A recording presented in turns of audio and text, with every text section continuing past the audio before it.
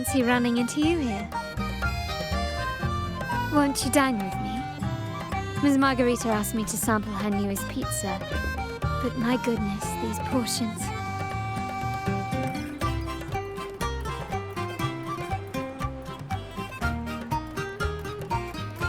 Did you hear what the Order's acolytes found while clearing the abandoned library? A manuscript of a poem with an accompanying music sheet.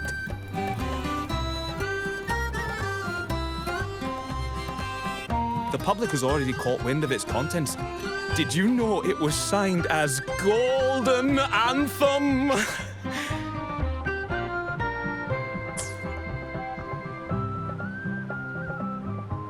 They say it was their last work, written aboard the Pilgrim's Sail. I reckon the original finder fished it out the sea and put it in the library, not knowing what it was. Shh, quiet. They're criminals. Best not mention them in public.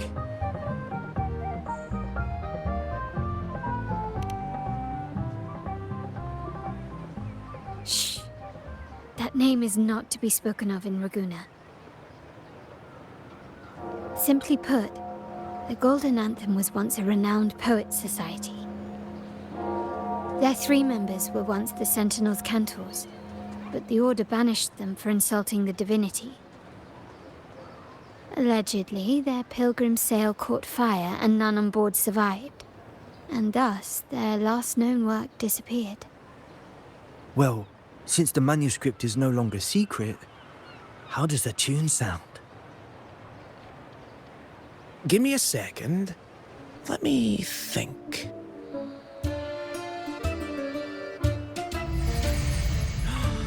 Hear that?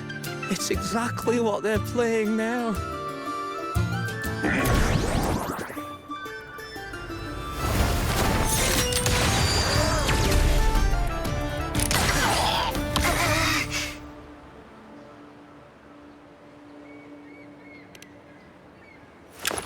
Well, it would appear they were possessed by daemons, just as this very article suggests.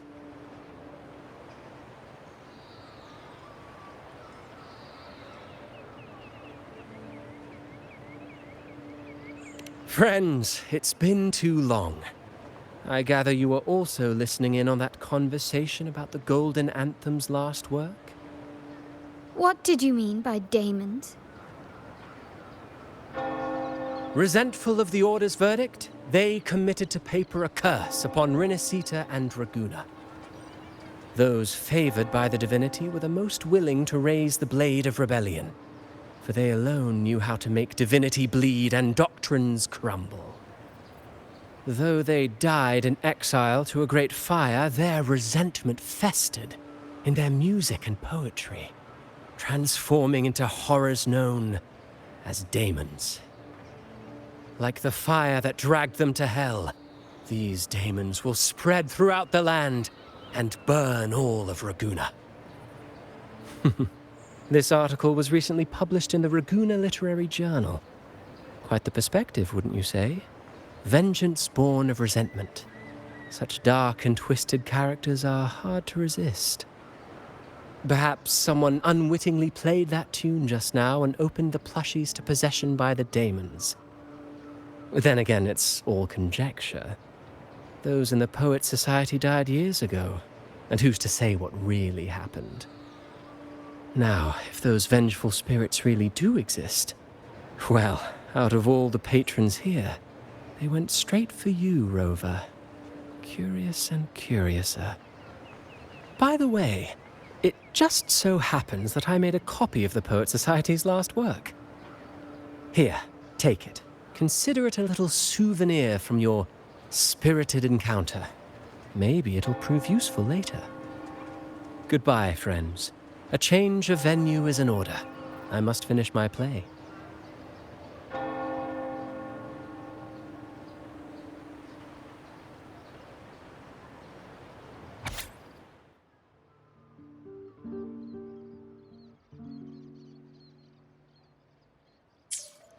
Like the fire that dragged them to hell, these daemons will spread throughout the land and burn all of Ragusa.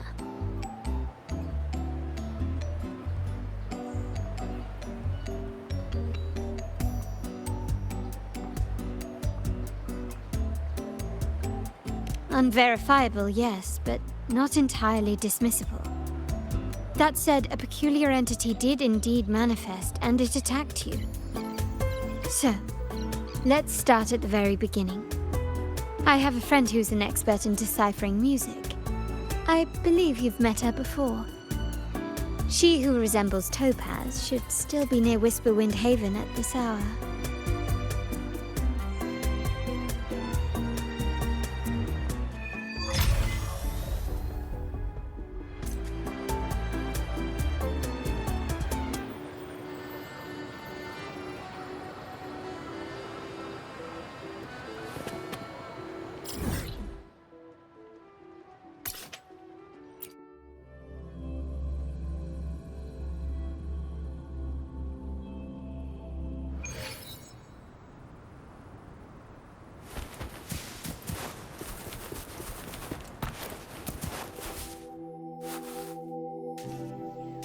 In her world, poetry and music hold equal sway. Shh. Listen carefully. On the tapestry of times, strum my strings for the endless dance of time. To fly is not to flee, but to journey towards the dreams. All the hopes will set us free from doubts and fears deep within. Let the sunrise gild our wings, let the twilight soothe our Follow the skin. song to find The her. sky were forever wild and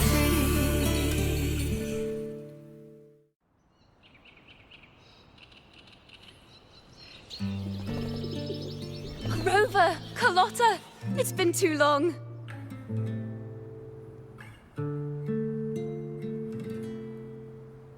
You really must adore that song. I remember hearing you sing it when I was little.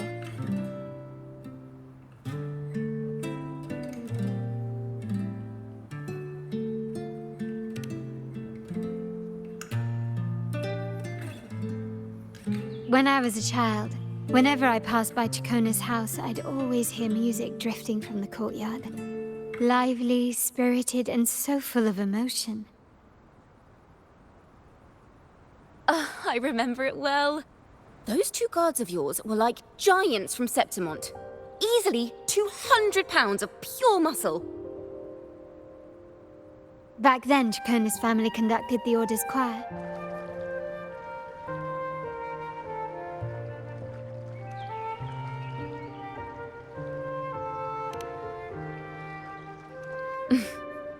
How should I put it? Well, as they say, families are always rising and falling.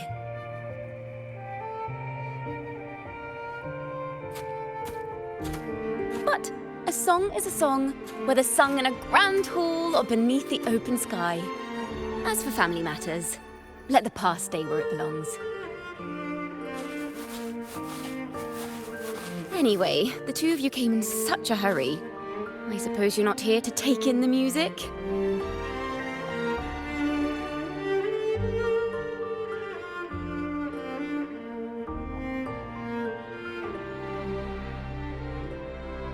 Oh, so you eavesdropped on a man rambling on in C3 Sharp, and then, poof, out pops a monster.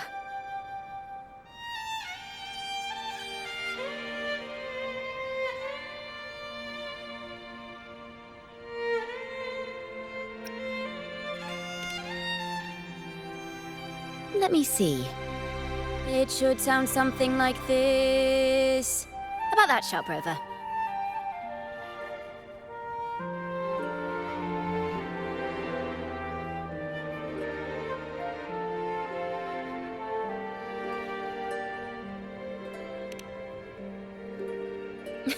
I know, right? We should suggest to Miss Margarita that she add new signage. Sing with civility. It starts with us. Can we discuss restaurant etiquette later? Of course. But I still need to know what kind of music could possibly have the power to conjure up those monsters of yours.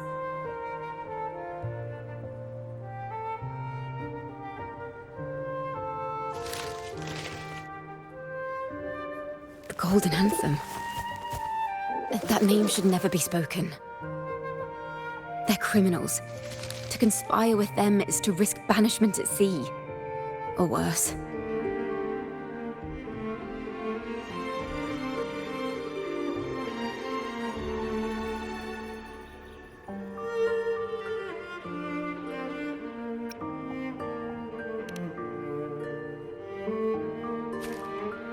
Don't worry. This won't be the first time we've crossed paths with the Order. Fine. From what you've told me, the composers of this poem cursed Rinascita, spelling the fall of Ragusa. When the poem is played, some type of horror appears. If I understand correctly, that's what attacked you and Carlotta. If you ask me, this story is a right load of codswallop. I don't believe a simple little poem could curse Rinascita. Then you... We need to get to the heart of this poem and music mystery. Let me join you. I can't resist a good adventure.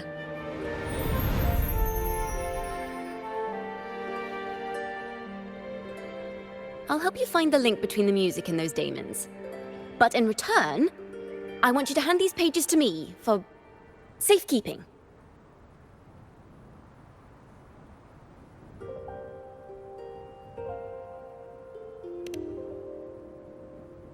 Then we have a deal.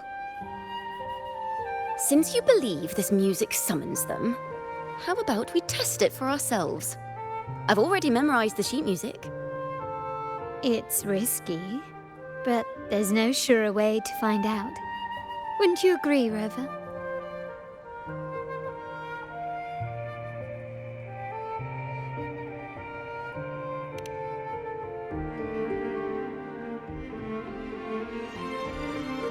The final work of poets banished to distant seas and condemned to death.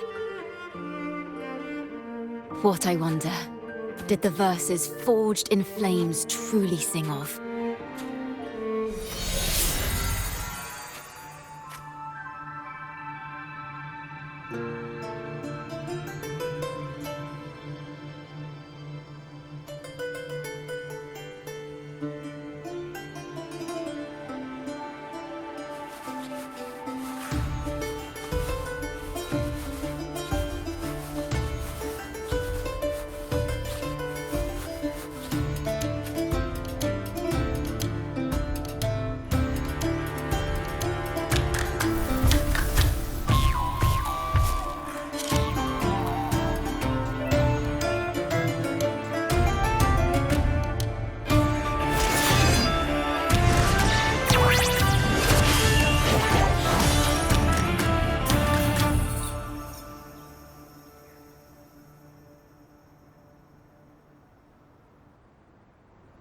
They are just like the ones that attacked us in the restaurant. Mind the tempo.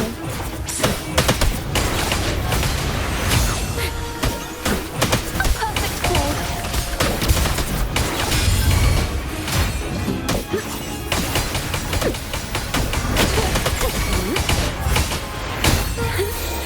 Let the show begin!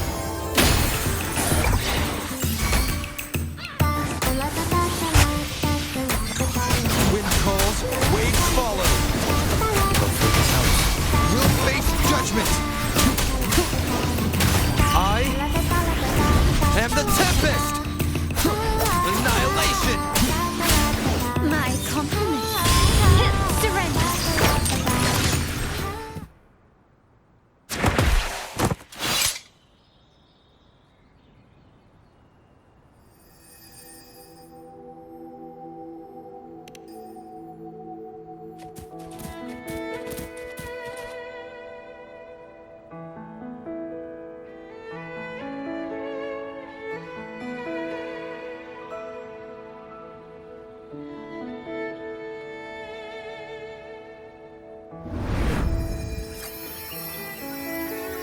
They burn in despair, resentful of the Order's verdict, till their last breath.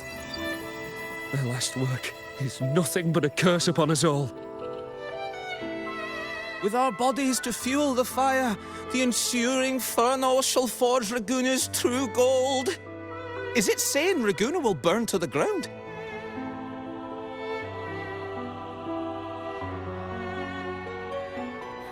They wanted their resentment to echo through the streets. Just by reading this, I can almost see their terrifying faces in the fire. These voices. They're people of Raguna, aren't they? I think I heard Mr. C3 Sharp in the mix. If the poet's resentful souls gave birth to daemons, then shouldn't they sound like the poets themselves? Those voices were just people who read or heard their work. Perhaps the voices themselves are what causes the daemons to manifest.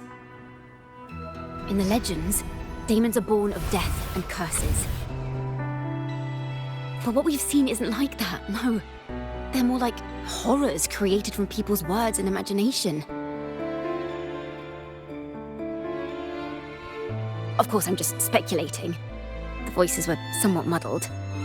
Perhaps I can refine the melody. This time, we need to listen harder. Let's find out what the true story really is.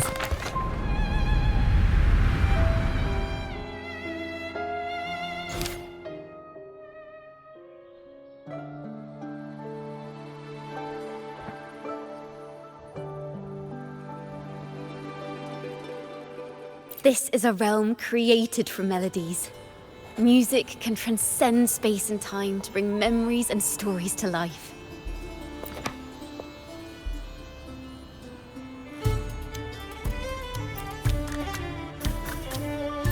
No. Normally, you can't perceive the frequencies in a melody. But that manuscript lets you see the world as I do. That part with the daemons should be right here.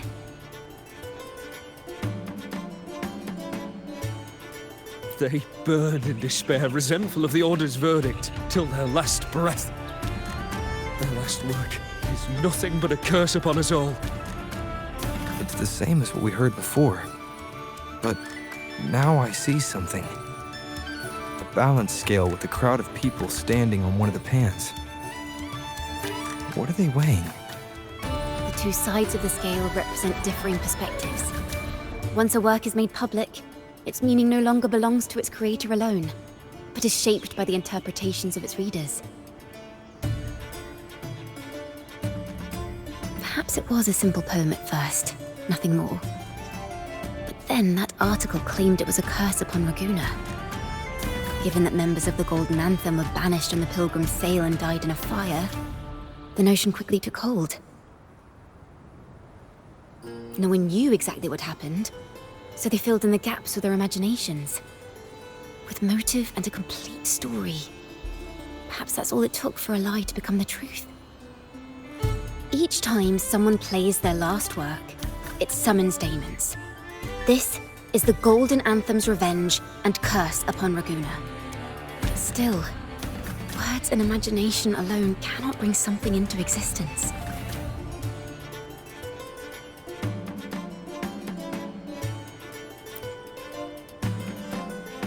Yes, someone must have used them to create the daemons.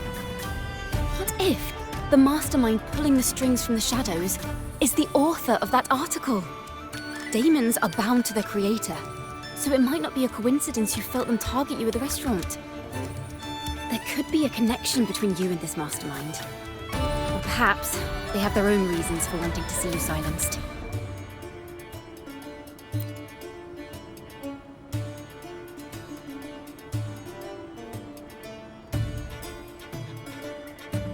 Imagination knows no bounds. If left unchecked, such incidents will only increase. For resonators, dealing with them isn't much of a challenge. But for ordinary folk, it's enough to spark panic across the city. Finding the one pulling the strings should be our priority.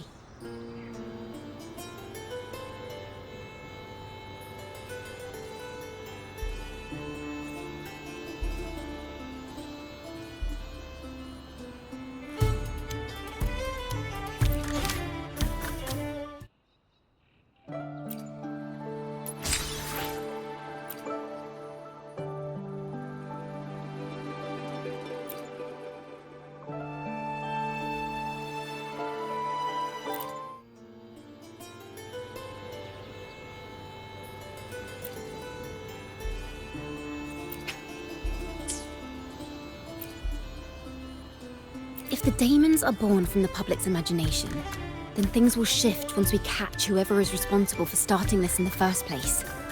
This mastermind has gone to great lengths to twist the facts, stirring fear and turning it into resentment. Maybe an attempt to cover up certain stories about the Poet Society. He must be tied to them somehow. If we can learn more about the Golden Anthem, we might be one step closer to catching him.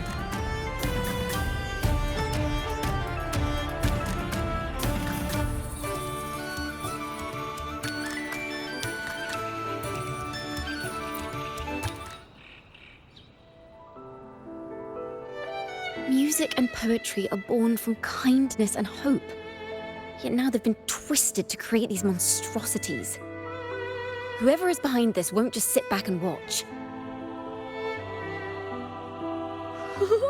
The thought of confronting them is already inspiring me to write a ballad. What should I call it? Which instruments would fit? Our enemy hides in the dark, while we remain in the light. If that's the case, we need to split up. With your tenacity and Ciaccona's expertise, we will uncover the truth.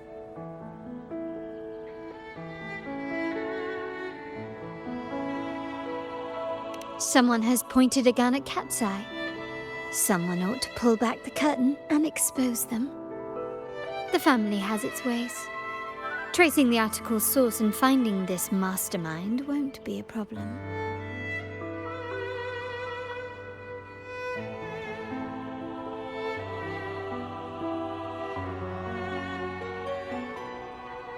If we find melodies connected to the Poet Society, I can bring the past into clearer focus. I've got it, Rover! I know a place where they've definitely left their mark. Let's go! Onward to new melodies!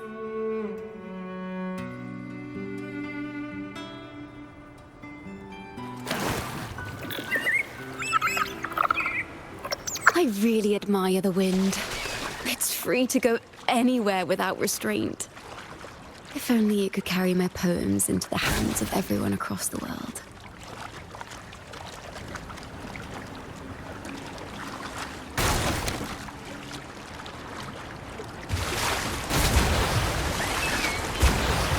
La da da da da da da. La da da da da da da. La da da da da da da da da da da.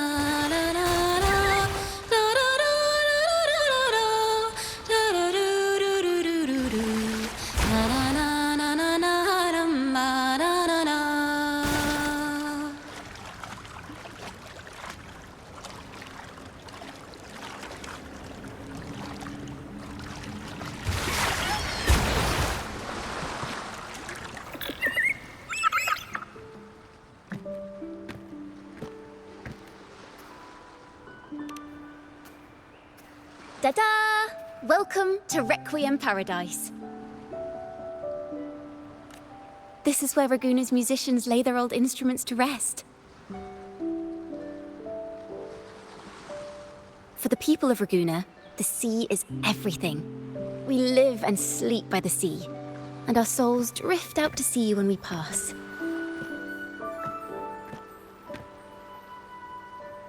Since an instrument is an extension of the musician, it's only fitting that it's buried by the sea. May its dreams be long and sweet before returning to the waves.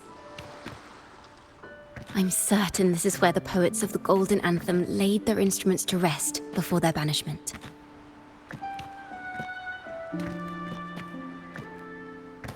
What's wrong? You seem troubled.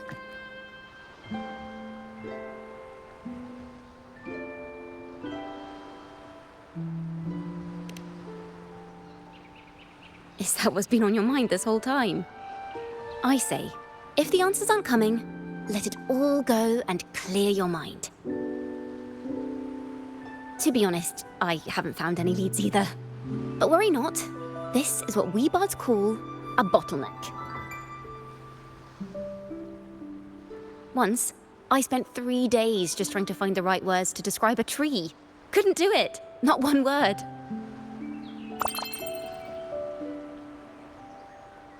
So, I stood under that tree and prayed for an apple to fall on my head. Just like in those stories where inspiration strikes after an apple hits you. And, well, at least you get a snack out of it.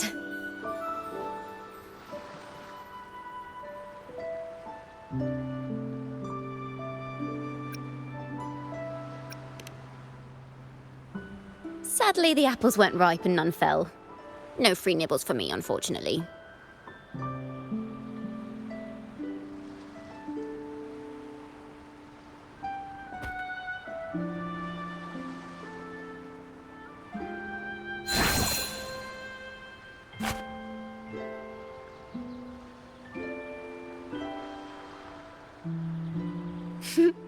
Try it.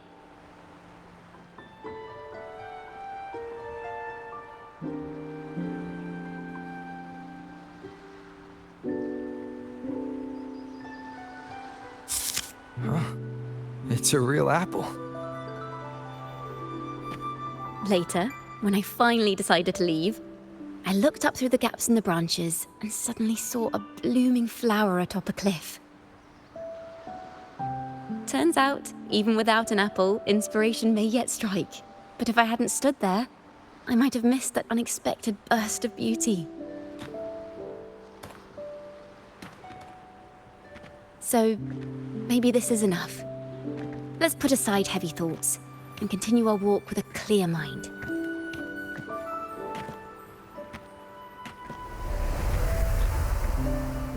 I'm starting to understand why Carlotta calls you Topaz. Is that so? But I'm nowhere near as dazzling as the sun. If anything, I'd rather be like Icarus in the story. Soaring freely in the sky, even if it means falling in the end.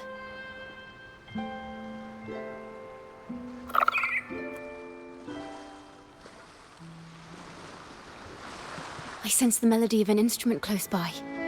Let's search for it.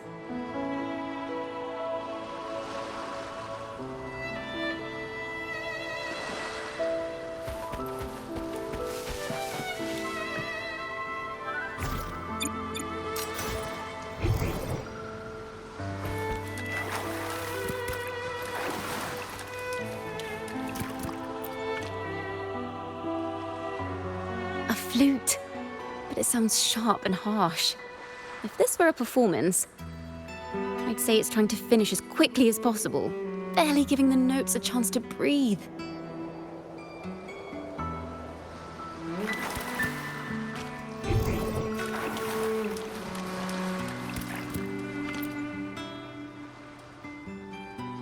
A harp. It's in excellent condition, but its tone is flat and dull. Let's keep it for now and see if there are any other instruments nearby.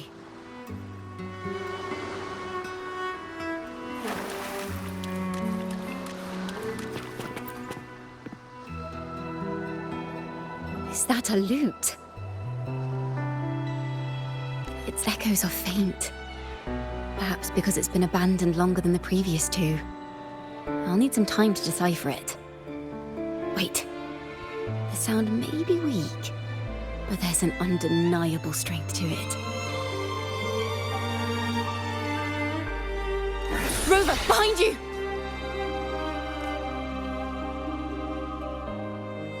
It seems this lute likely belonged to a member of the Poets Society. Which is to say, it holds the melodies they left behind. Ta-da! A grand overture! Now presenting a poem of finale.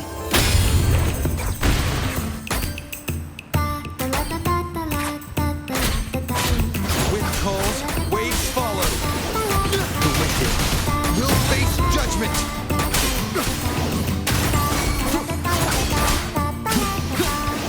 I am the Tempest. My compliments. The timbre also matches. I believe this lute is exactly what we've been looking for. Sometimes, even when the instruments are the same, the performer's mood can change the entire sound. For example, This lute doesn't seek to boast. It speaks softly, like a traveller sharing a story over tea in the warmth of an afternoon. The true purpose of music is to express what words cannot.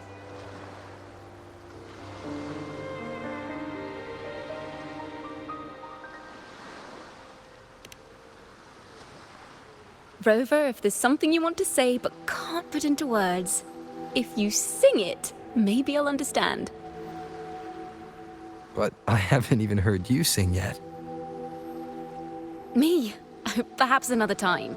Once all this is settled, I'll perform for you. Be sure to listen closely then. Now, it's in the lute's hands. I hope this melody holds a tale worth telling.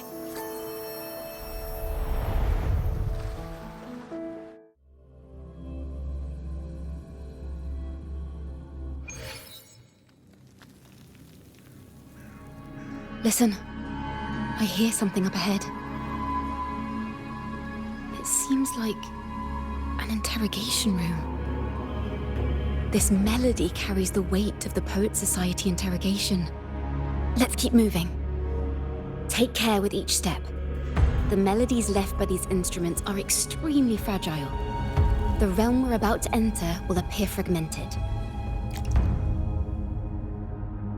We may find ourselves straddling vast rifts in time and space. A single misstep could draw us into other melodies, leaving us lost within them.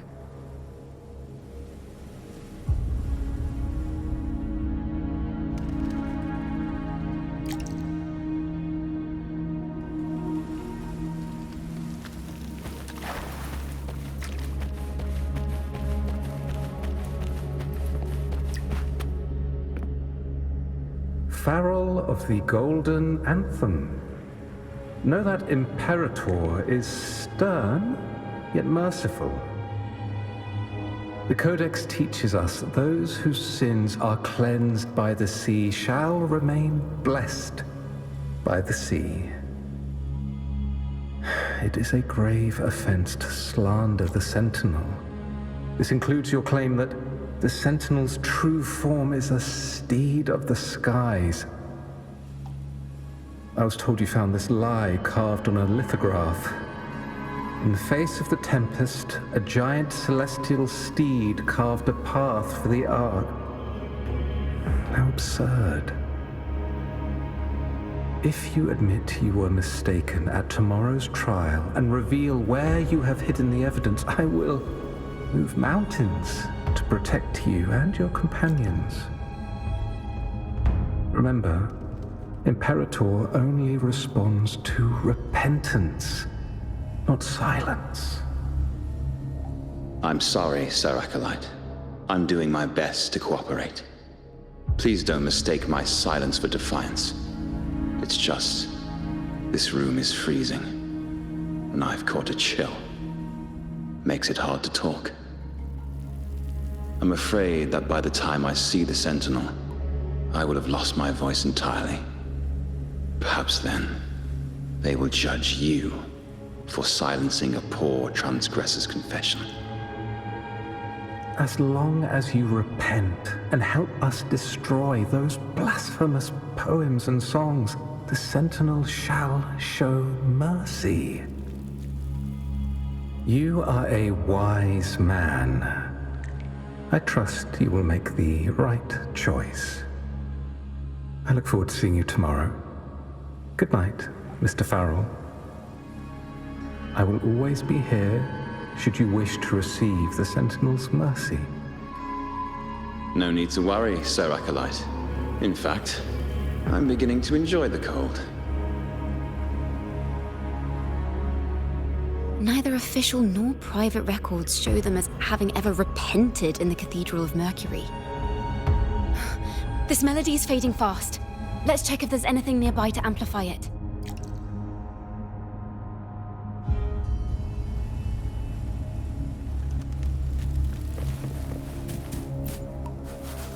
Farrell's gone mad.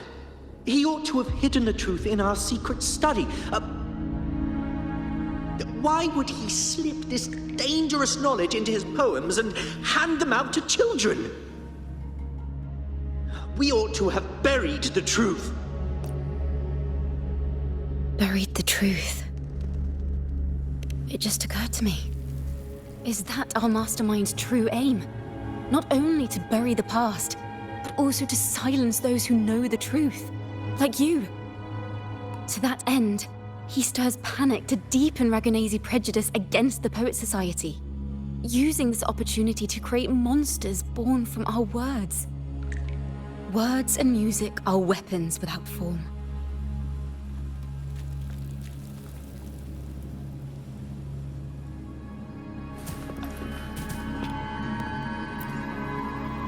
I knew this was to be our fate. From the moment we uncovered that lithograph, I knew it would come to this. Still, I have no regrets. But if the Sentinel's true form is a flying steed, what does that make the Imperator we've pledged our faith to? All this time, we've been living nothing but a lie. The Order's stance is that the Poet Society concealed blasphemous works. Yet the Order themselves concealed the lithograph's existence.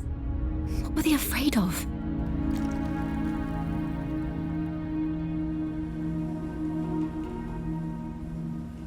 That's right! You must have seen the Sentinel in the inverted tower.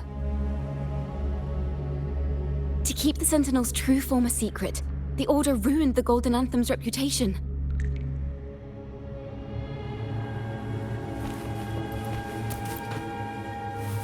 I understand what Farrell was trying to do. We're not adventurers or mighty resonators.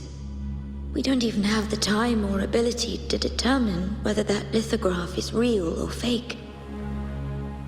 Farrell only wanted to share the voice of uncertainty. He hoped someone might understand his doubts. Our fate has been sealed. All we can do now is choose what we believe and carry what we hope to be the truth to our graves. They don't sound like they're full of hatred at all. If anything, they appear to have anticipated what would happen. During the interrogation, they kept their composure and did not offer fierce resistance. In fact, they even showed sympathy for the interrogator. Everything seems to revolve around the Order. Could they be the ultimate mastermind behind this? We don't know that for certain. But at least we now know the Poet Society would never place a curse on Raguna. The melody is fading faster now and becoming unstable. We should leave. We can continue our discussion later.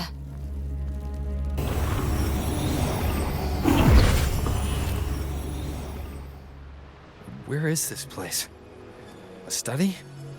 Ciaccona, are we? Ciaccona? We must have gotten separated. Ciaccona did say even a slight misstep could draw us into other melodies. Am I? You are to build a home here, like seabirds. Dwell upon the water, just as countless stars dot the night sky. I don't know if what I'm feeling is right or wrong. They were clearly the Sentinel's cantors. Why would anyone call them criminals who insulted divinity?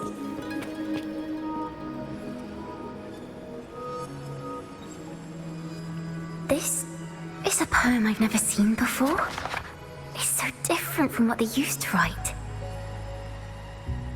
Do not place flowers on my tomb, for I do not rest beneath the stone. I am the sea wind at Raguna's walls. I am a dawn that breaks through thorns.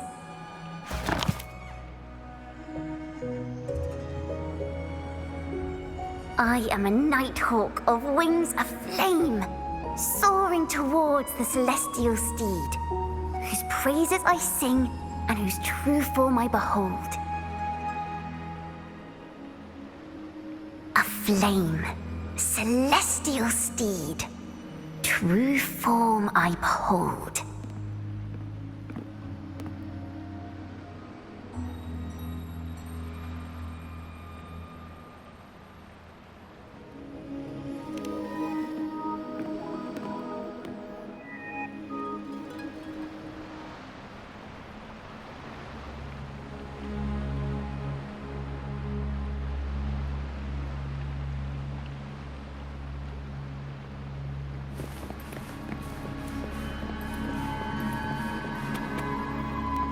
the night sky will be illuminated by wings of flame, and I shall be reborn in immortal poetry.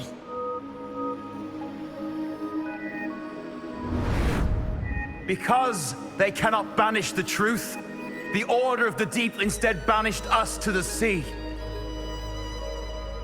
Our thirst for truth is why we were cast out. No matter what, remember this. The truth will always exist.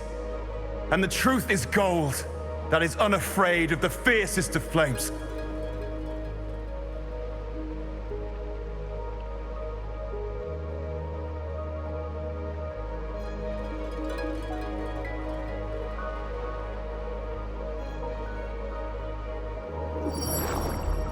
Can't get through, but the sounds are coming from over there. What is this place? Who are you? She's always been distant and aloof, but her true melody is both heavy and fragile.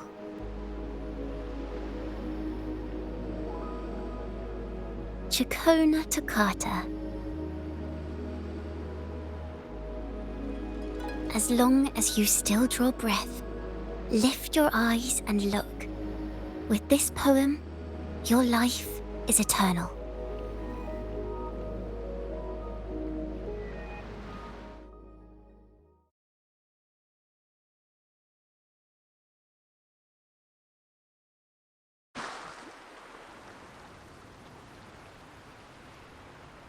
Rover?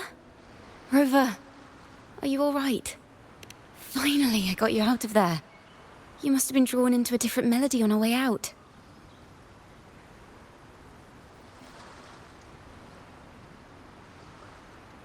I just walked into his study and ran into a strange little girl. She seemed quite taken with the Poet Society's work. She mentioned a name. Ciaccona toccata. I see. I don't know who you met, but Toccata is my family name. As I said before, for family matters, let the past stay where it belongs. Just call me Ciaccona. We don't need to overcomplicate things. Well, we have made some progress. The melody we were in gave me a hint on what to do next.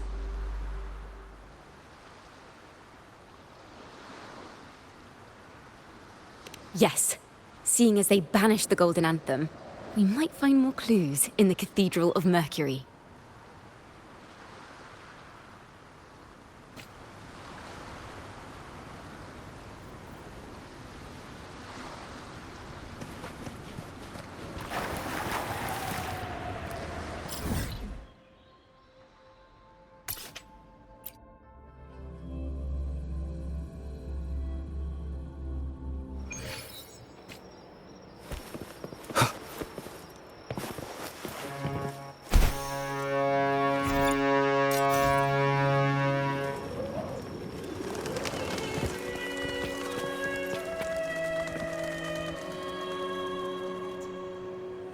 Have you found her yet?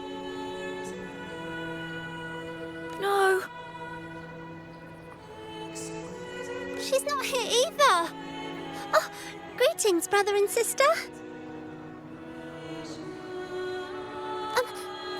Might I ask, have you seen someone dressed like us who likes to walk with her head down? No. Razor doesn't like walking with her head down. She must have gotten into some trouble. Thank you for the compliment, sir. These are our ceremonial robes. We're rehearsing hymns to sing at the ceremony. Racer is our lead chorister. We took a break from rehearsing to play hide and seek, but when the time ran out, we couldn't find her. Maybe she got mad at us because we sang badly. She hasn't smiled at us much since rehearsal started. Can you tell your big sister here what hymn you're rehearsing? The teacher says it's a hymn to honor the brave knights and the Sentinel's guidance. But Razor says the hymn was written by a bunch of criminals.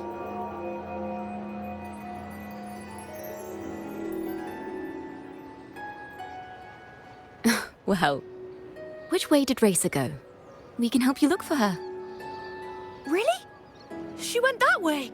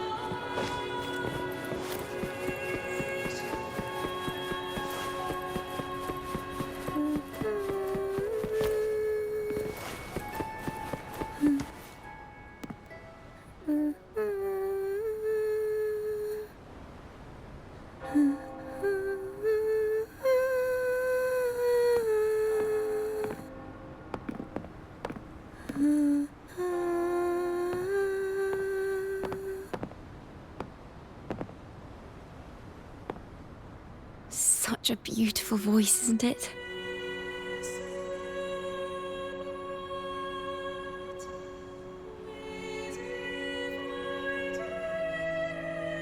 You're the laureate!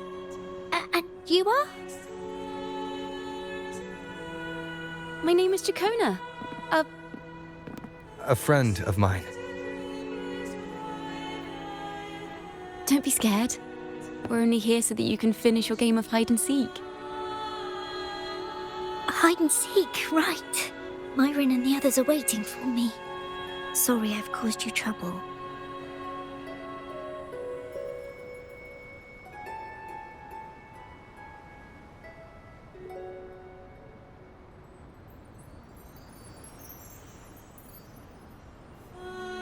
How about a little chat first?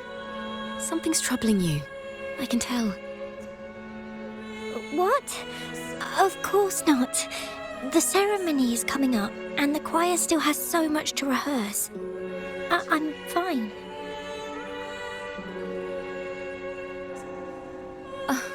Young ones today have so much talent. If I had the chance, I'd love to learn how to sing hymns. You know, our laureate here definitely knows how to sing hymns.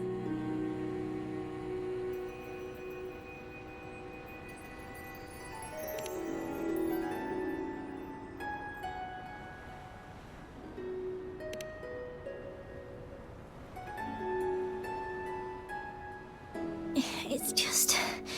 Before the performance, the choir has to listen to the same music, recite the same lyrics, and do the same rehearsals every day. What's more, the hymn we're practicing, it was composed by bad people. Teacher calls them heretic poets. Myron and the others never complain. They're always eager to sing praises to the Sentinel on stage. But now their dreams are all dashed because of me. Myron, Patero, and Chia's voices are in perfect harmony, but I can never keep up. And I don't like this hymn. Myron and the others are too young to realize that heresy is a grave offense, but I know.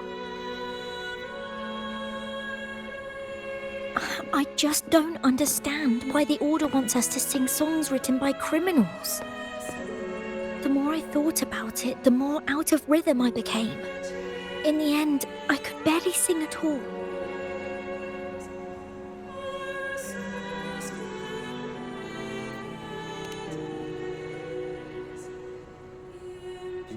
That song just now. I've already forgotten how it's supposed to sound.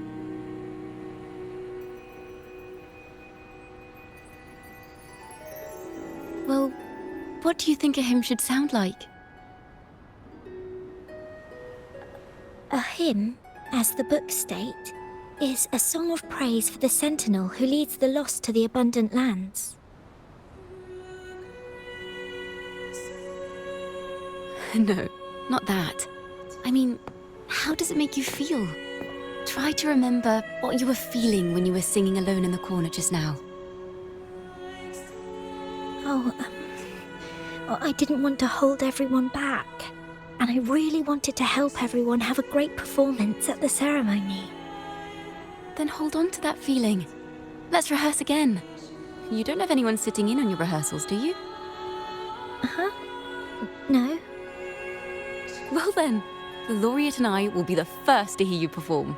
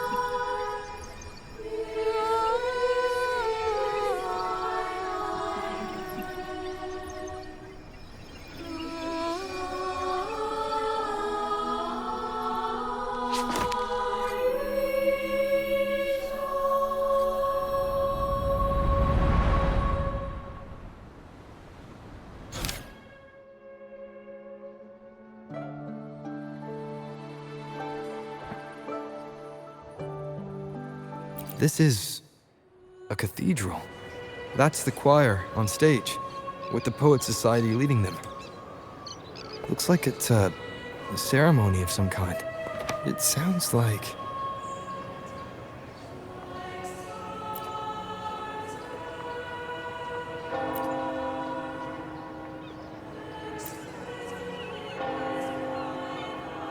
It sounds like a song celebrating the knights who defeated the Tacit Discords at Whisperwind Haven. Wait, someone's approaching the stage.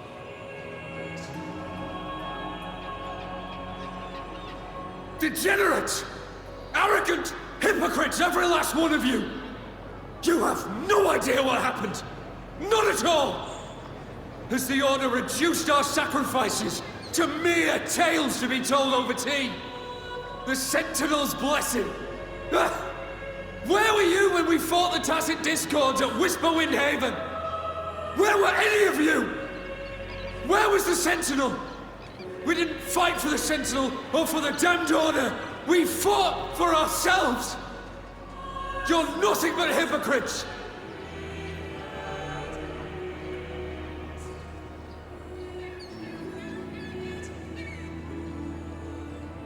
This is madness!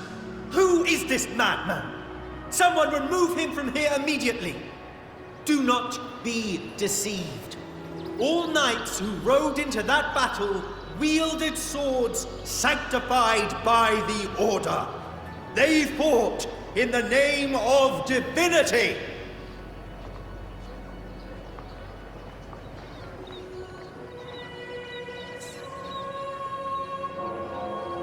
What he said about the common folk, is it true? Tell me, were they also sanctified at Whisperwind Haven? I must see it for myself.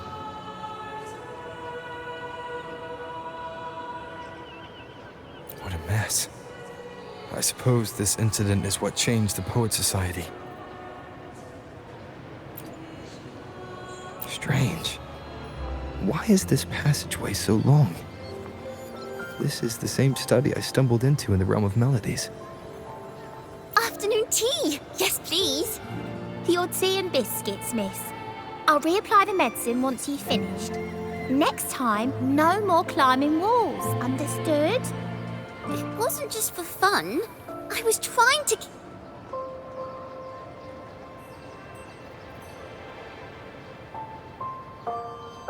There, I understand. You've always been a curious child. You saw something terribly interesting and snuck out to take a closer look. Wait. Is it raspberry? My favorite. Huh? Ow!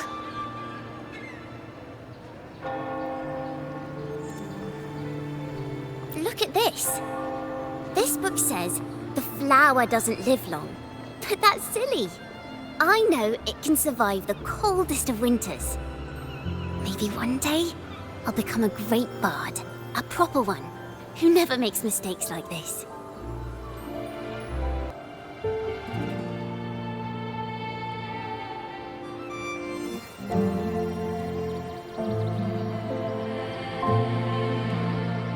Miss, this study is a secret. You must never tell a soul. I understand. But I've always wondered, why do people say they're guilty? There are so many interesting poems and songs here. Why won't Father let me see them? Oh, you'll understand when you're older, miss.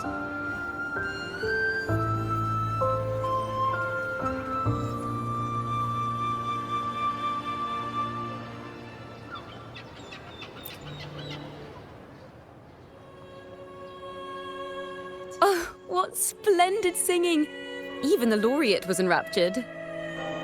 Racer did wonderfully. Thanks to you, I figured it out. Sincerity is what truly matters when we pray and sing praises to the Sentinel. Yes, a hymn isn't just a few lines of history. It is shaped by your feelings and experiences.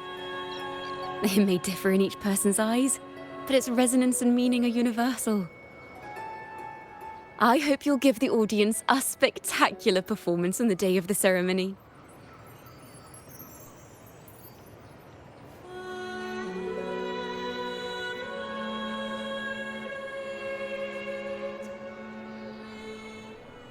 So, what did you see in Razor's melody?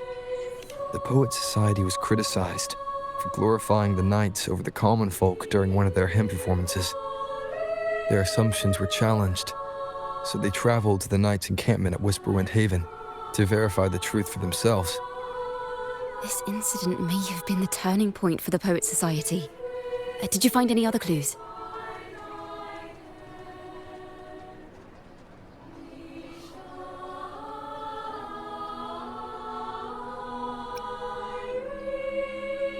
Next time we venture into the realm of melodies, perhaps we should tie our hands together to stop you from getting lost.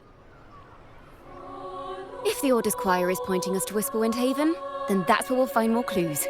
Let's go.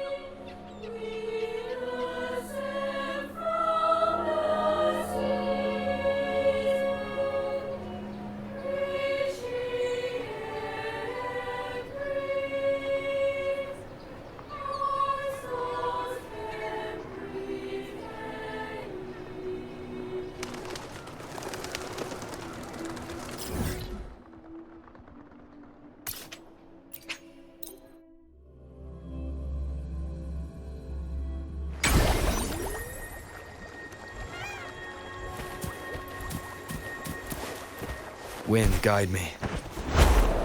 I've heard of these nights during my travels. This should be where their old encampment stood. But there don't seem to be any instruments, poems, or music here that carry the memory of a melody. Let's try searching the area first.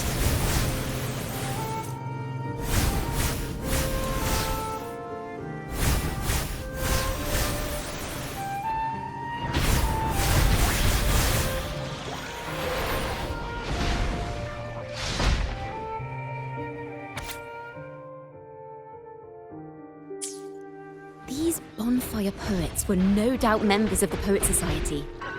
The note says they had wandered the area looking for inspiration. To find the melody, we should try to follow the route they once took. Perhaps inspiration will strike us along the way.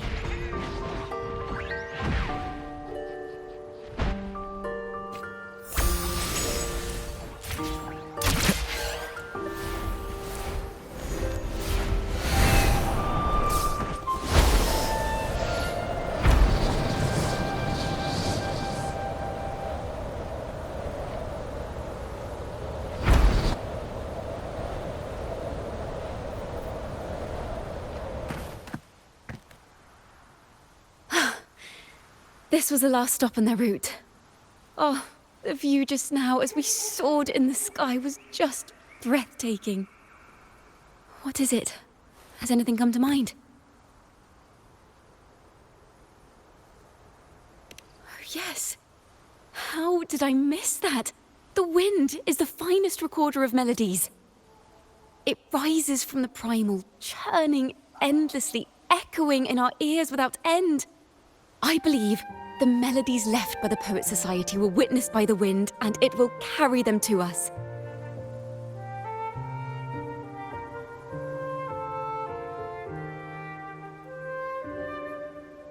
Playing a tune, of course. I want to capture the mood they must have felt when they were here. I'm curious as to what they left behind.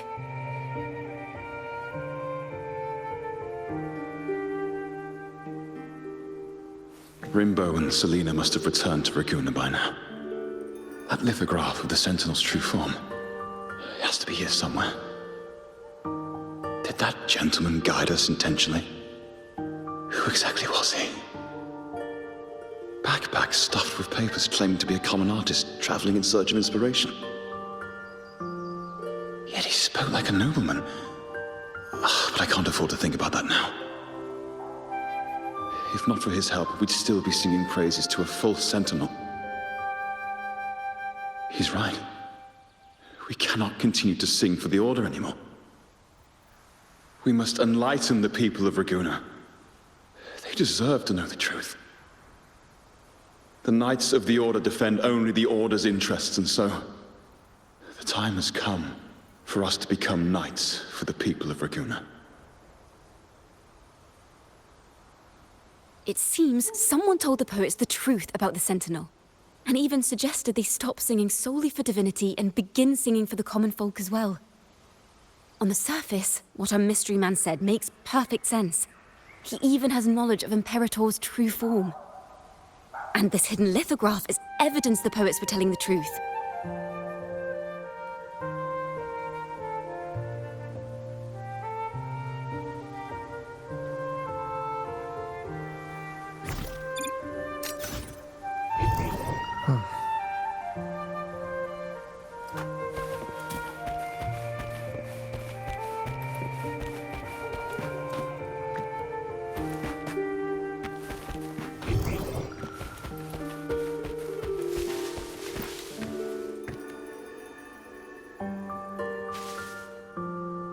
Is this form of the Sentinel the same as the one you saw at Aveneolium?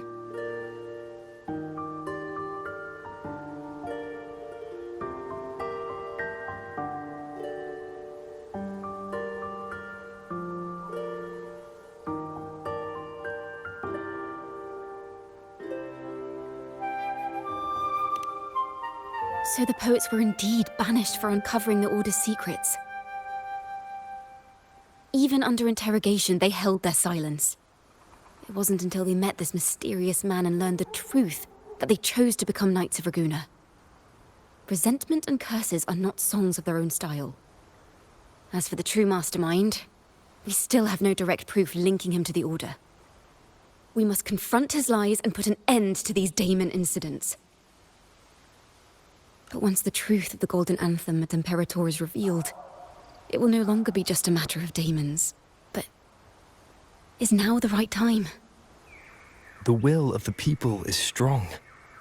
This mastermind is so sure that the lies about the Sentinel will go undiscovered, and that no one will easily believe the truth.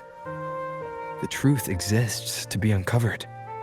All we need is to plant the seeds of doubt in the people's hearts, and let them take root and grow. Yes. Let's get going then. We'll go back to Margarita's. It's where our story began, and it's where it must end.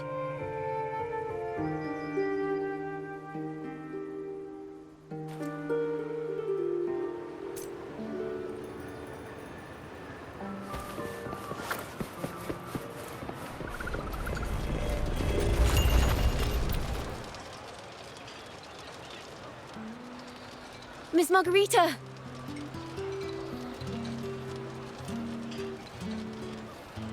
Well, hello, hello. If it isn't Rover and Ciaccona. Oh, Miss Ciaccona is a regular around here, you know. I've even asked her to perform a few times. Helps bring in the crowds. Actually, I've come to ask a favor of you today, Miss Margarita. I'm sure you've heard the rumors circulating lately about the Poets Society's legacy. There's something important we'd like to share. Could you help us gather everyone? Not a problem at all. Did you make any big discoveries? I'm so curious about what actually happened. It's driving me nuts.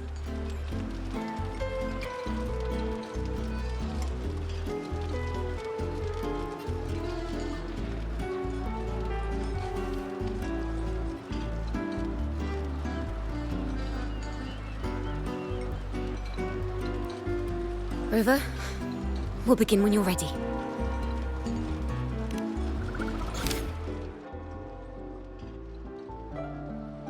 The poets did board the Pilgrim's sail, becoming the stars of their own final act.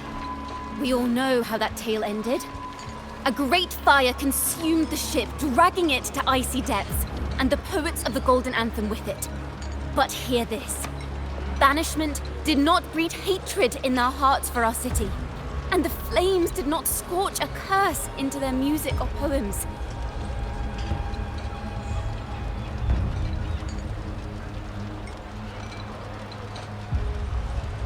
If you wish to hear their true voices once more, seek them at the Cathedral of Mercury. The children there still sing hymns written by the poets of the Golden Anthem. And yet, not a single daemon has appeared. Even as those poets faced their end.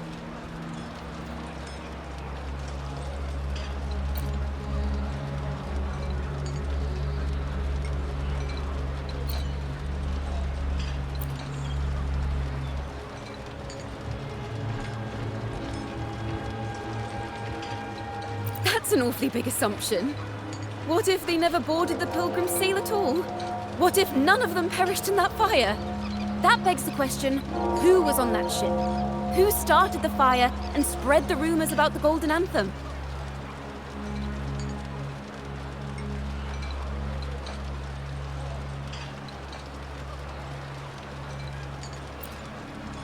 Another poet, intimately familiar with the poets of the Golden Anthem, you say? If such a person exists, then why haven't the Golden Anthem stepped forward to prove their innocence? No, that's not it. This will take the story in the wrong direction.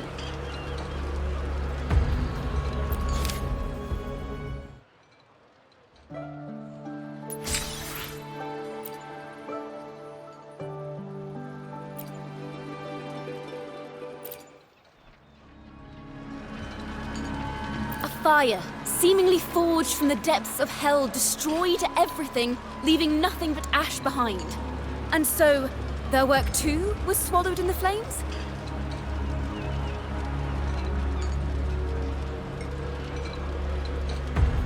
That doesn't quite add up. If hellfire was all that remained from the Pilgrim's sail, then could they really have been trying to curse Raguena? If that were the case, well, shouldn't the curse have come true?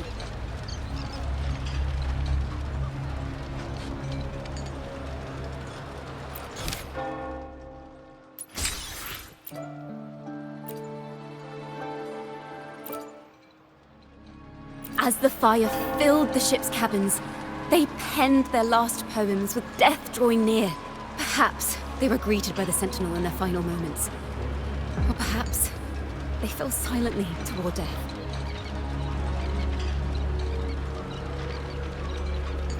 If the poets truly meant to curse Raguena, why would they write such obscure poems? Why not simply leave their works behind in Raguena? No. Their last words were hastily written as the flames closed in. This charade, it was carefully crafted, twisting their work to conceal the truth. We already have... No.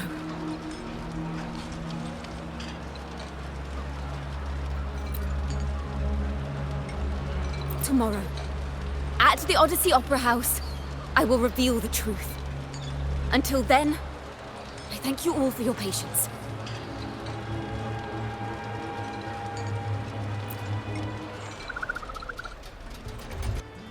This can't... This is very confusing. Previously. Sorry.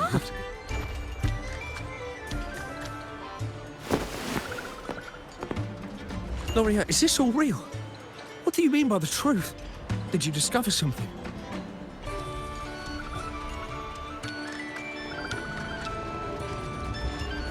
poets of the Golden Anthem. They were...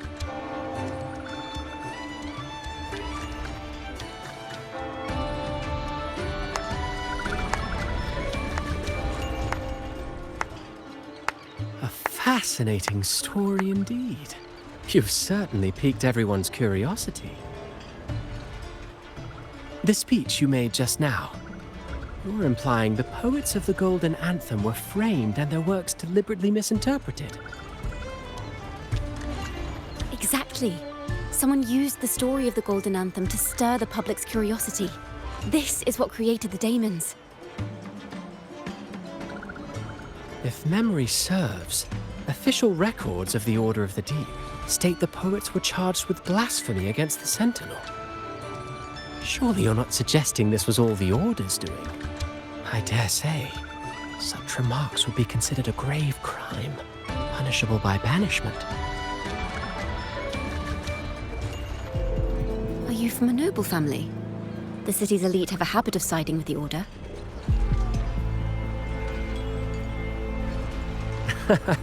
I'm afraid you misunderstand. I admit, I do get that question quite often. I am but a traveling playwright.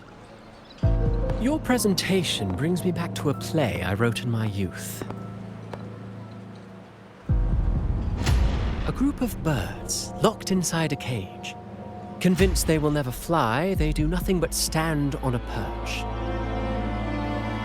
Then, one day, the cage door opened. The young birds flapped their fragile wings attempting to fly, but plummeted to the ground, one by one. Many consider their fate a tragic one. What say you? I see it differently. Even if they met their end falling into the abyss, they still had a chance to glimpse the sky and spread their wings. And what of those who chose to remain in the cage, having witnessed their predecessors fall to their demise? Will they dare to reach for the skies after realizing the cost of choosing to fly? Does the truth exist to protect or to harm? That is the question.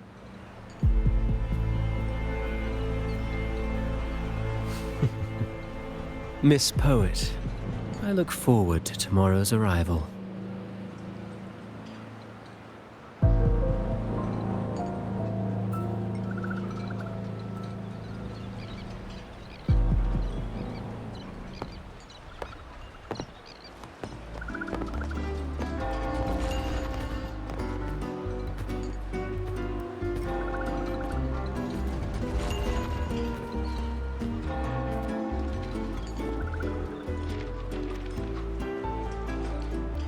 A splendid retaliation.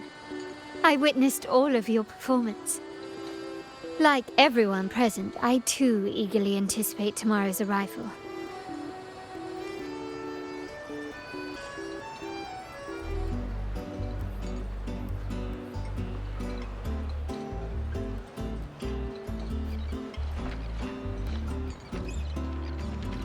As expected, the Order's fingerprints are all over it. According to our inside sources, it was none other than acolytes from the Order who salvaged the poet's lost works from the wreckage. They've long known of their existence and hid the poems in the Order's library. It's possible this was a sham all along.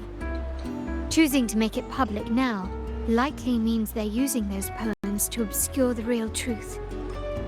Now, considering the fact that the untraceable article first began circulating among poets, musicians, and playwrights alike, I think it's fair to say its author is a regular of such secret circles. He may even be the resonator we've speculated about. His collusion with the Order is why these rumors are allowed to run rampant in the streets. I'll have someone follow this secret circle's trail and see what we can find.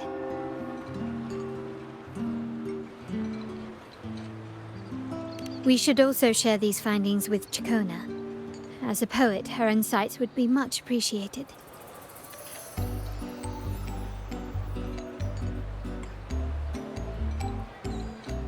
That's strange. She was just there a moment ago.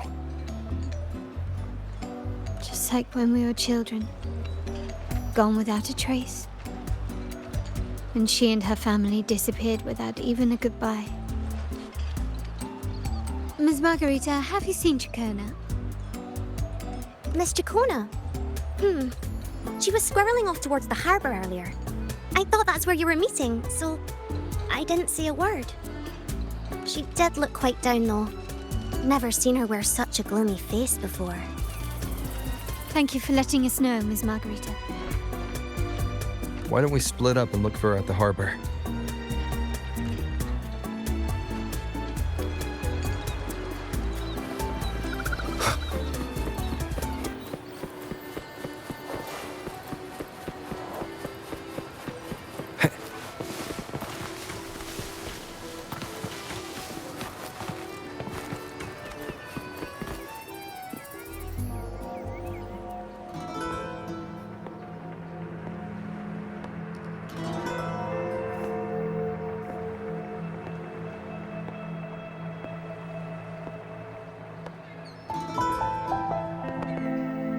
The young birds left their cage, flapping frail wings as they fell to the ground.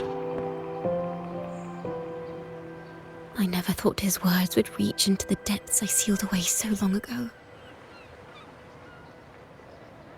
Coming here implies you worry about tomorrow's outcome.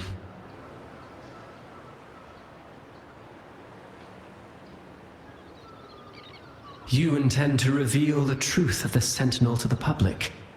But that revelation, it comes with a price. One you've paid before as a child. Remember?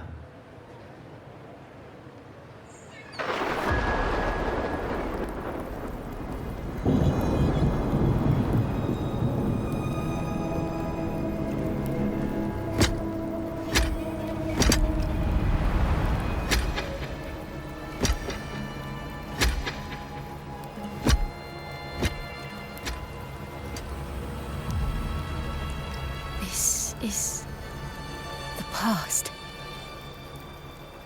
And here I thought you'd be much wiser than this.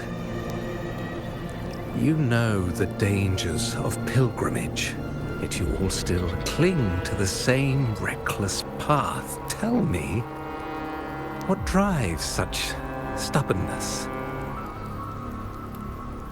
The truth has its thorns. And the golden anthem has already paid its price. Do you wish to relive their fate?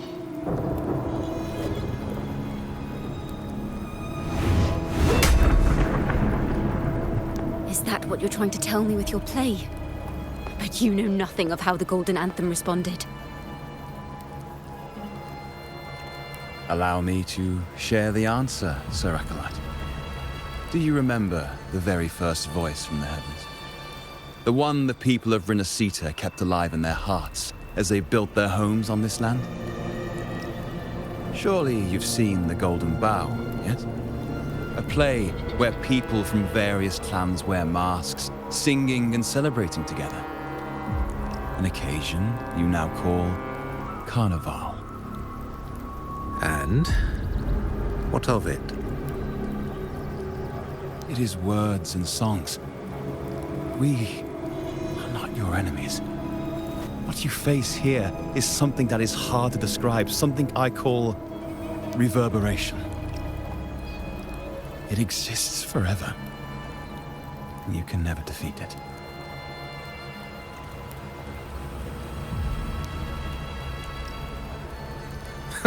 You pitiful fool. Off to the seas with that reverberation you believe in so dearly.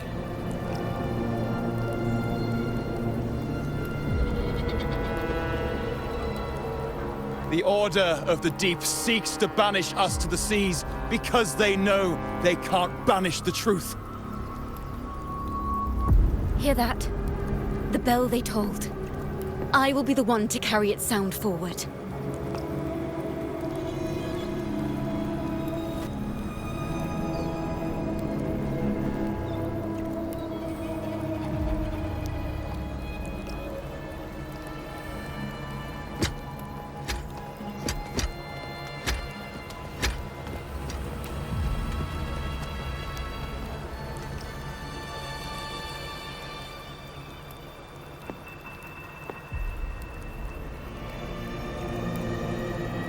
The parallels, so striking. Just like the day the Poets Society boarded their sail. You, Ciaccona Toccata, blaspheming against the Sentinel. So this is the resonance they babbled on about. After all these years, another group of fools is ready to march down the same path. Why are there always those who believe the Sentinel is some damned horse? The poets were at least clever enough to hold their tongues, but you have the nerve to parade your blasphemy through the streets. It almost makes those poets look noble by comparison. Is that so, Sir Acolyte? I do hope you dream of this sentinel of yours every night, then.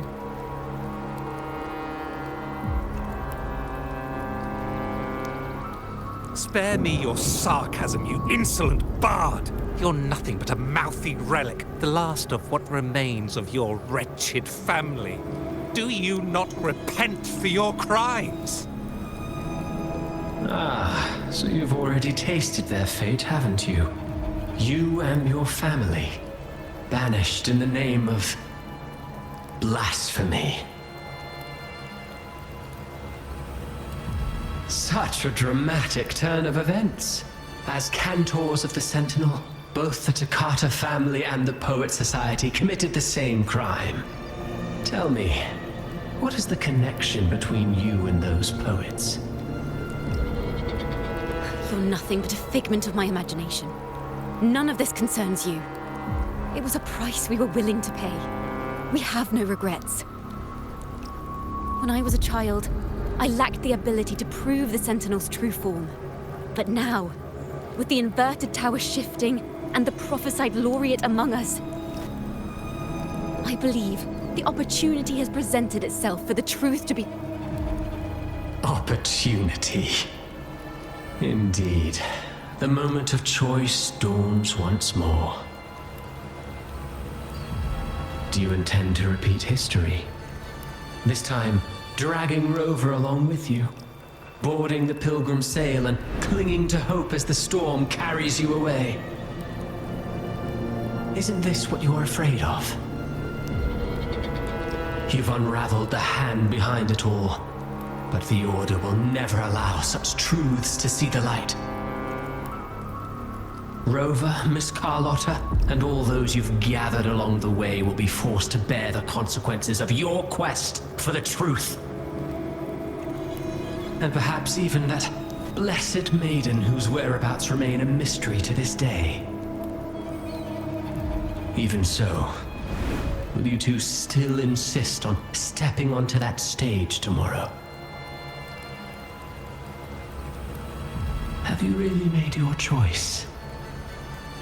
I look forward to the arrival of tomorrow, Miss Poet.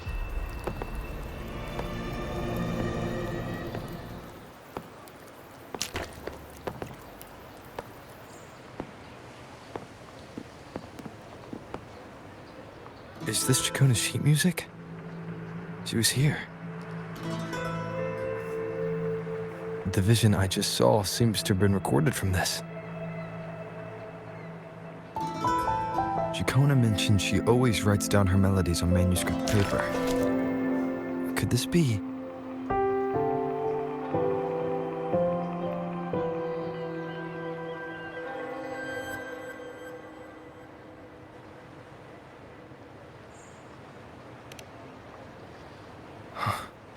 The Golden Anthem?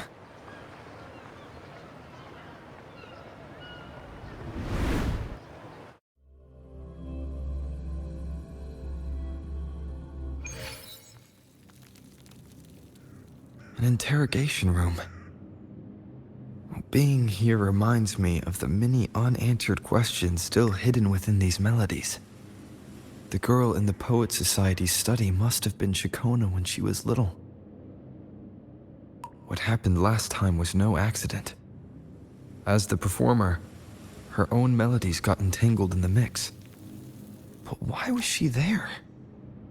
And why are the Ciaccona family and the Poets Society accused of the same crime?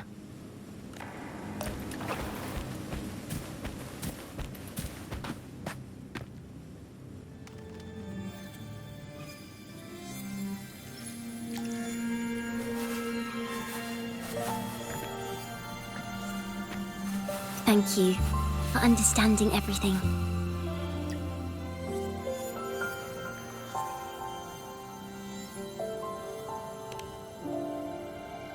Is there anyone else here besides you?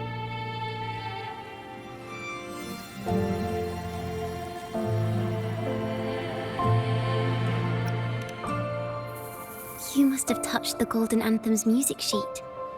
This is the story it holds. To be able to touch it means you're someone I can trust. I am yesterday's child of ignorance, the actor now on stage, and the banished sinner of tomorrow, Ciaccona Toccata.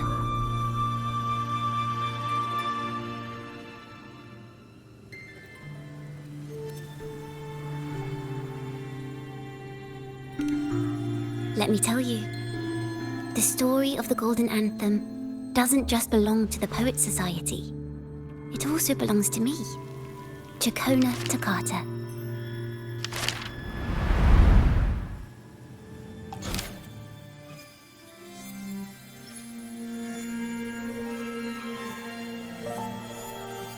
This is how it all started. A mysterious person showed the poets the truth about the Sentinel. Then they decided to become Knights of Raguena. Back then, besides the conductor, there were others who helped organize things. That was us, the Toccata family. It didn't take long for the Order to notice us. To keep everyone safe, they gave my father a key to a study. Inside, there were papers that could have destroyed the Order, if anyone would even believe them in the first place. It was blasphemy, but my father didn't hesitate. He took the key right away.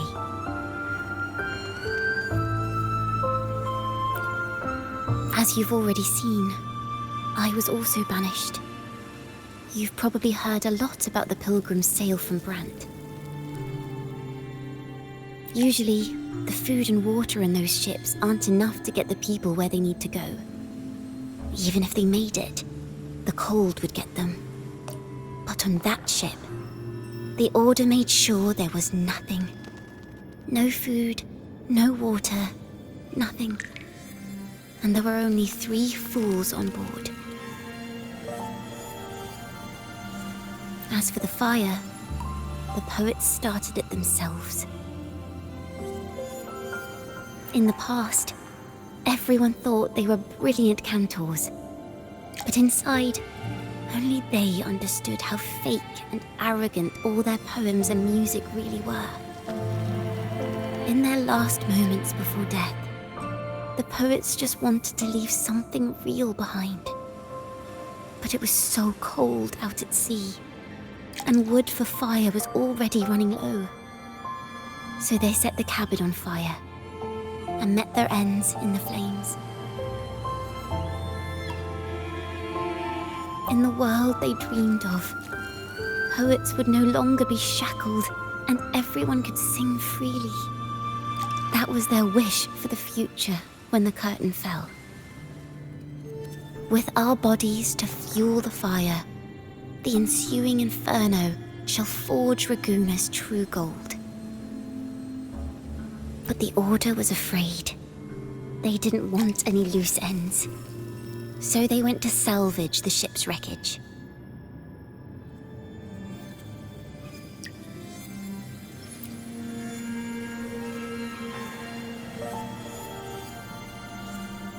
The Golden Anthem gave my father the key. At first, he wouldn't let me near it because I was too little. It wasn't until my mother, my uncle, and the rest of my family were one by one escorted onto pilgrim sails. Then, it was his turn. I still remember the day he handed me the key. The smile on his face. Don't see it as a burden, my child. Remember, true courage isn't hiding it away in your heart. Raise it like a torch, just like the sun, so it can light the way for others. Only this kind of courage can rid your father of the cowardice he showed toward you and your mother. Never forget, you are a Ciaccona.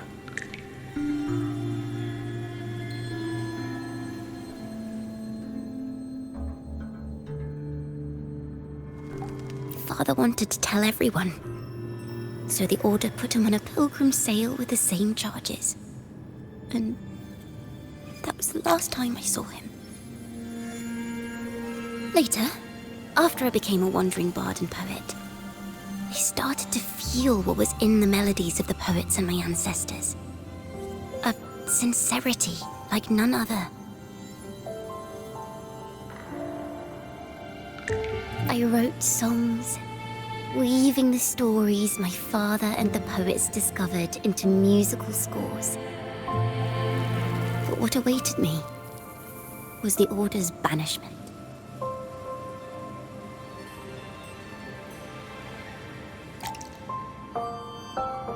The Poets Society and our family could never prove whether the Sentinel's form is really that of a celestial steed.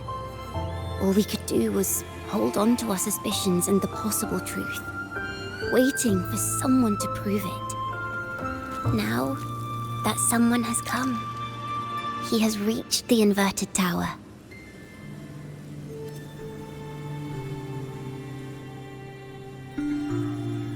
Now, I have that choice again. Do I reveal the truth? Always worrying about my next meal, wandering from place to place, being chased by acolytes. I'm used to it.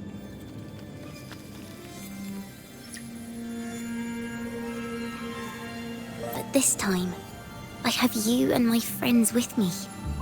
I can't let you all repeat my fate. If we step onto that stage tomorrow, the Order will not stand idly by.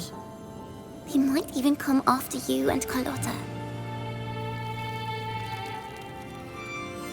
Like I said, the truth exists to be uncovered. I've made my choice. And once everyone hears the truth, I believe no one will question the choices you all made in the past.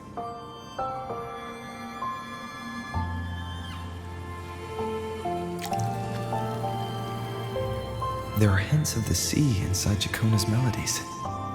You should take greater pride in being a poet.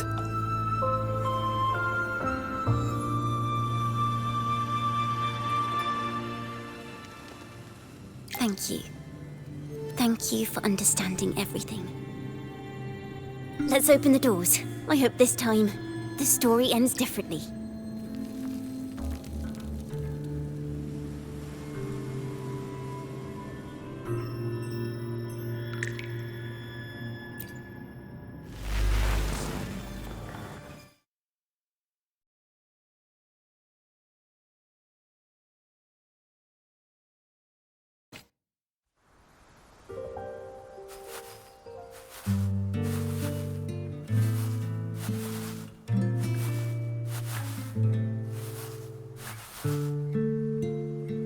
This song, it's the one she performed last time. The melody is the same, but why does it sound so sad this time?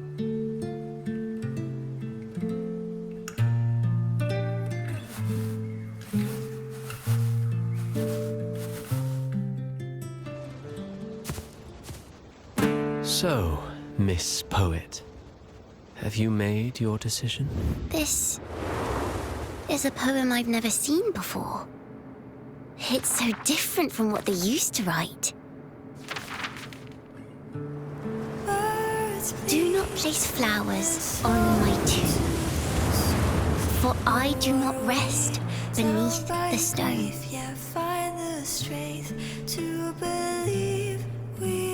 I am the sea wind at Raguna's walls. I am a dawn that breaks through thorns. I am a nighthawk of wings of flame, soaring towards the celestial steed, whose praises I sing and whose true form I behold. I know what you're thinking. You're worried I might end up on the same path you did. Go on. All the hopes will set us free from doubts and fears deep within. Let the sunrise gild our wings, let the twilight soothe our skin. Follow your heart. I'll be with you. Till the end.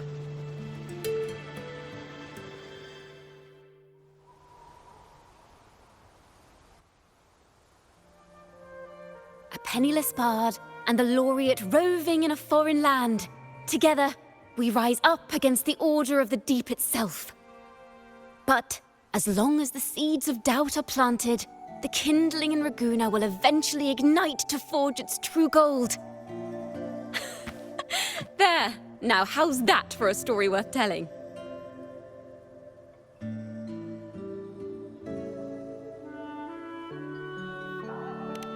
Speaking of which, have you ever read that novel? It's about a knight on a quest to challenge a giant in the name of justice. The knight is also accompanied by a squire. Time after time, they throw themselves at the seemingly invincible giant. I am no Montelli, acolyte of the Order of the Deep, or Knight of Raguena. But still, I shall lead the charge. Yahoo! Mount up, Sir Knight! To battle we go!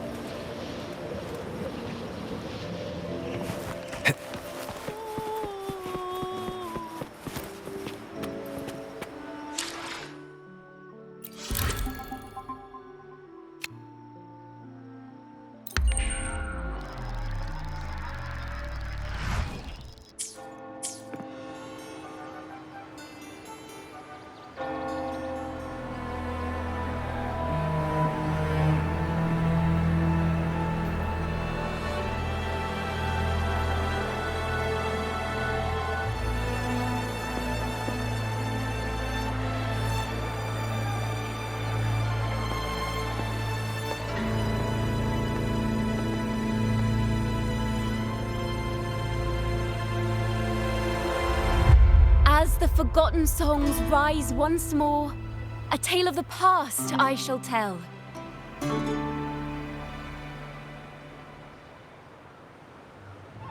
This is the story of those who were accused of blasphemy. What? They were once poets, singing songs for the divinity and the order.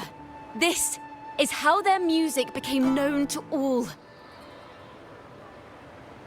Until one day, they stumbled upon a truth that could not be proven. The Sentinel, whom we've always revered, is not what they seem. The true divinity granting us blessings is a majestic celestial steed that gallops across the high seas and soars through the skies. And the teachings in our scriptures? Lies. Lies told to us by the Order. Ask yourselves this. Why would Imperator, who once sent Renacita voices from the heavens, allow their people to suffer aboard those pilgrim sails? How could poets who once sang the praises of the Sentinel come to curse and resent Renacita, a land they loved so much? People of Renacita, have you ever wondered why the Order forbids us from seeing their earliest scriptures? Why did none of the fools that boarded the pilgrim's sail ever thank the Sentinel?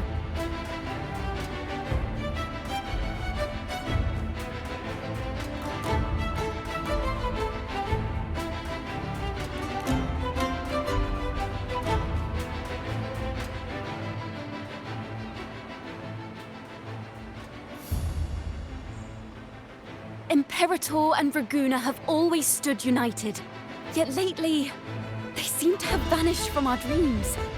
Why is that?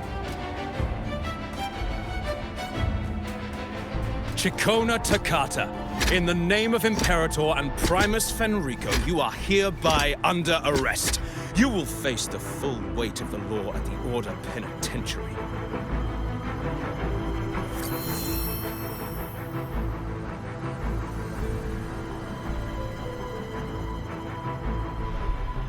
Is that so? And what are the charges this time, if I may ask? Blasphemy! Oh! The same old tricks again! Is this how the Order intends to keep the truth hidden?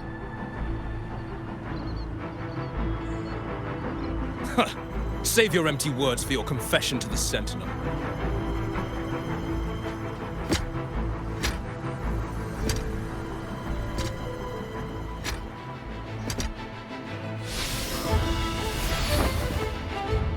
Damnation! She's not working alone! Farewell, Sir Acolyte! Oh, and just a little tip for you. Keep your eyes on the audience below. Let's see how much of the Order's hypocrisy these empty words can unveil. I have faith. The music of the Golden Anthem will one day echo across Raguna's skies again.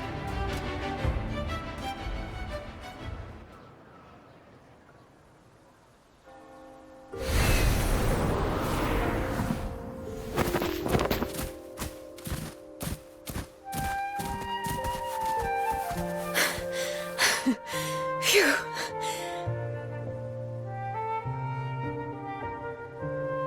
A masked hero suddenly appeared, rescuing the bard right when she was about to be apprehended by the Order. But that's a story for another time.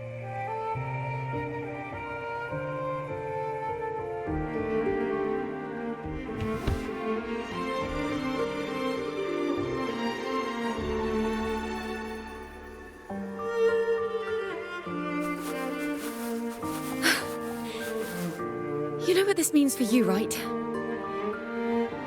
Even with a mask on, people will still recognize the laureate.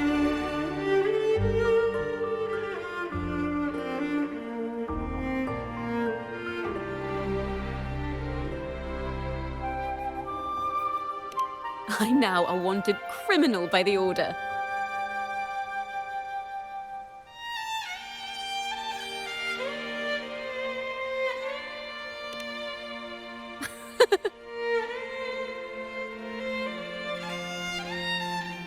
Now this is what a real poet, no, wait, a real knight is supposed to be.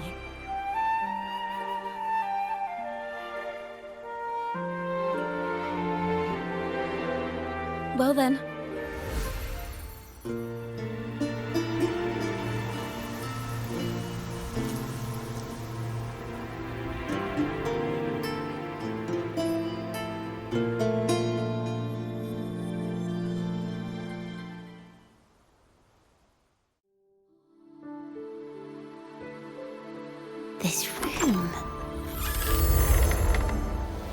is our final stage. Now, it's your turn to step onto it. You will witness a different world. You arrogant hypocrites! Led by curiosity and wonder, you step forward. I am the gentle sea breeze, sweeping through Whisperwind Haven and towards Raguna's high walls. Well, have you decided on your answer? I look forward to the public trial. Perhaps our fates are not so different after all. It is time, sinner against the Sentinel. But you... I will continue to sing. As long as there are those who breathe and see. My eternal summer will never fade.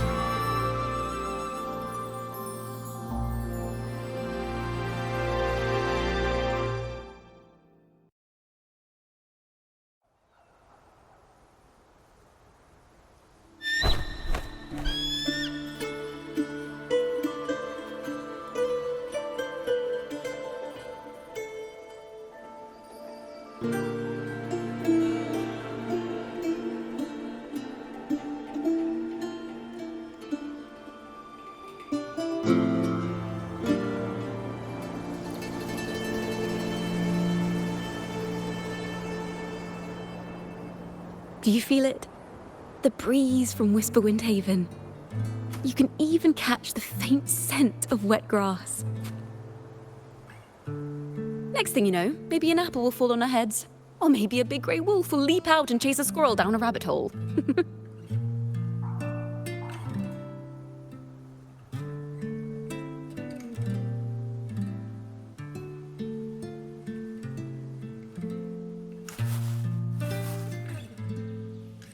Thank you, Rover.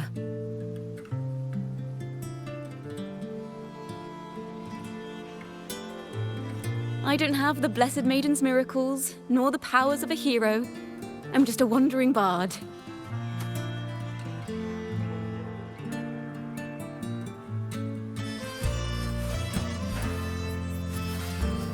The only thing I can offer is to immortalize this moment.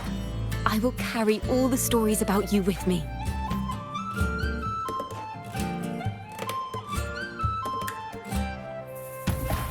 By the way, I met a man at Margarita's who claims to be a playwright. You should watch out for him.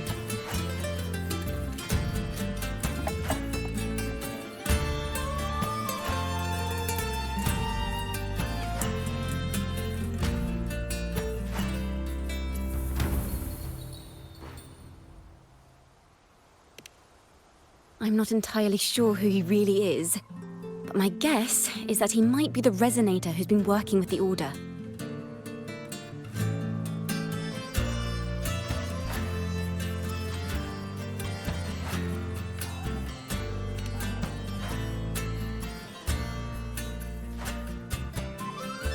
Here, you can have this music sheet. I'm heading off on a new mission.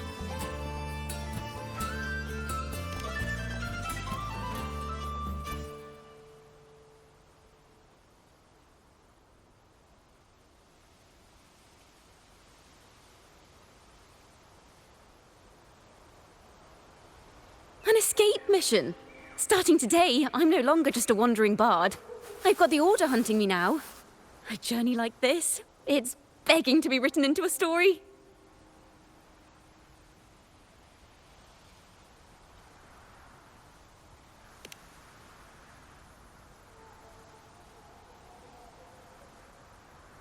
Don't you worry. I still remember our promise.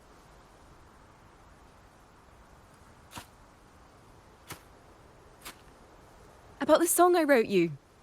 We will meet again. And I'll sing it for you, I swear.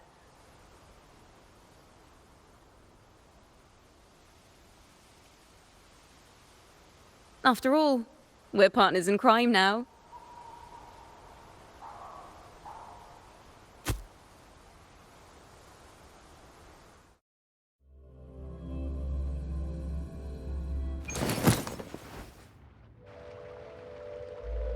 My Lord Primus, it seems your plan has not gone quite as you'd hoped. You sought to revive the blasphemous Poets Society, spreading their legacy to stoke the fires of prejudice, and through my aid summon daemons to sow fear across Raguena City. I care not for labels of good or evil. My only care is Raguena's order and chaos. Fear is but one tool among many to maintain stability. Ah, truly the words of one in possession of great power.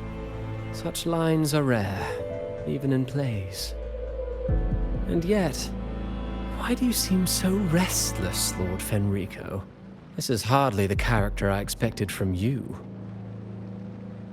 Is it that foreign laureate that unsettles you so? Or perhaps that insignificant Ciaccona girl? Or is it something else you seek? Out of respect for our partnership, some things are better left unsaid. Of course. As you will, Lord Fenrico.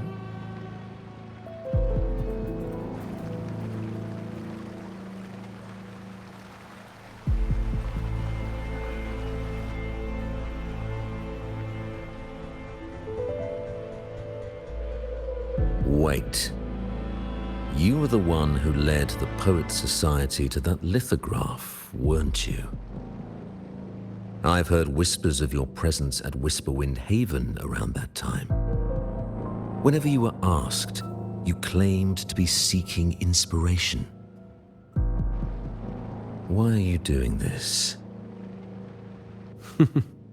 As you've said yourself, out of respect for our partnership, some things are better left unsaid.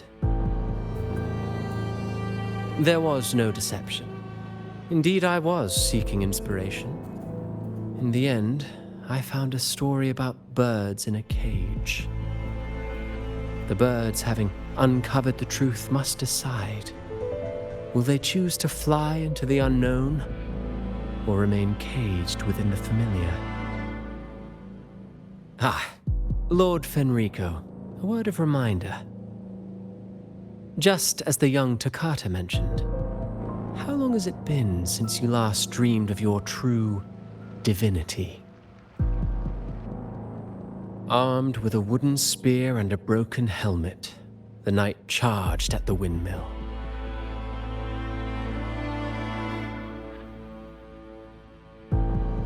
His squire, ever loyal, trailed close behind as if becoming one with the knight. Together they charged again and again, true knights in spirit, ignoring the countless wounds they bore. Truly astonishing. Even if you took such a script, what could you possibly accomplish, Hecate?